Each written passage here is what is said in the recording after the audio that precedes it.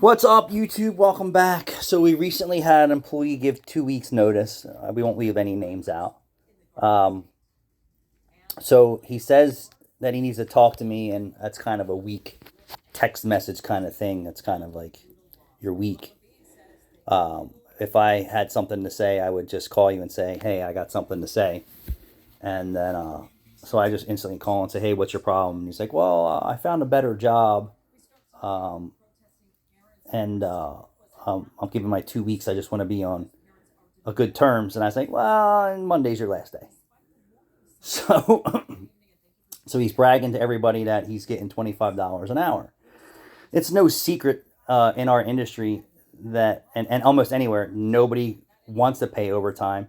And there's always somebody watching the clock and trying to cut your hours so they're not paying you overtime.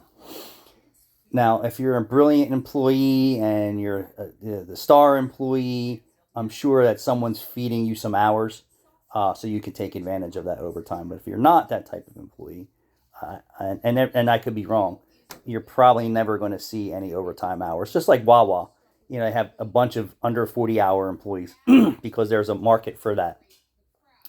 They don't want to pay the overtime, and that's just the way it is in our world. So we're just using round numbers, $25 an hour, and you never see over 40 hours. You will never see over 40 hours, and you may see even less than 40 hours, depending on how good you are, or how great of an employee, or how much time you want to take off, or come in late, or call out sick. Then you leave a place that's paying you similar to that, but gives you all the overtime hours that you can work. So you think the top line number is the flagship for you, but do the math. $25 an hour, 40-hour work week. And that's not including if they dock you for lunches and comebacks and all the other things that go on in the world. You're making less money. And then another place that you're guaranteed minimum 40 hours and all the overtime you want to work if you want to work it. So on one hand, you think the top line number is the flagship, but you'll never get any overtime hours. Maybe they might test you to see if you're worth paying $30 an hour, whatever the overtime rate converts to. But then I say, once they see that, then they're going to say, well, yeah, you're an under 40-hour employee because that's what you're worth. And the other place that says, hey, you're getting a little less rate, but we guarantee you all the overtime hours that you want to work. And it's your choice if you don't want to work it. So handicapping yourself. So would I personally go to a place that's capture hours at 40 hours and under? If that's the type of person you are, and if you think about in reality, $120 a week less taxes really doesn't mean anything. If you're just saying 40 hours for 40 hours and 22 for 25.